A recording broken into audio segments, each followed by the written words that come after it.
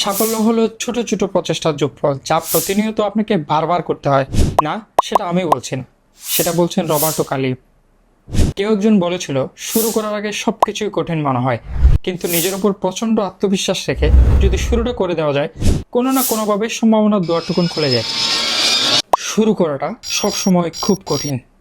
আপনি খেয়াল করলে দেখবেন, 70-80 কিলোমিটার ব্যাগে চলা একটি ট্রেনের সামনে যদি 8 থেকে 10 মিটার একটা লম্বা দেয়ালও থাকে, সে সেটাকে ভেঙে গুঁড়ে চুরমার করে এগিয়ে যেতে পারে। কিন্তু একই ট্রেন যদি স্টেশনে থামা অবস্থায় তার চাকার মধ্যে যদি কোনো নুড়ি পাথর অথবা কোনো কাঠের টুকরো দেওয়া থাকে, সে কিন্তু সেটাকে ডিঙিয়ে যেতে পারে না। আমরা সবাই তো ওই ট্রেনের মতো কোনো না কোনো গন্তব্যে পৌঁছানোর চেষ্টা করছি, কিন্তু ওই নুড়ি পাথরের মতো আমাদের জীবনের কিছু মেন্টাল ব্লক আমাদের জীবনের গতির জট তোলাকে বাধাগ্রস্ত করছে। হতে পারে এটা নিজের ব্যাপারে কিছু লিমিট বিলিফস অথবা কিছু বদ অভ্যাস। তাহলে আমাদের করণীয় কি? প্রথমে আমাদের লাইফের মেন্টাল ব্লকগুলো এবং এগোতে না পারার কারণগুলো আইডেন্টিফাই করা এবং সেটাকে রিমুভ করা। দ্বিতীয়ত, একটা সার্টেন গোল ঠিক করা এবং কনসিডেন্টলি সেটাকে এফোর্ট দেওয়া।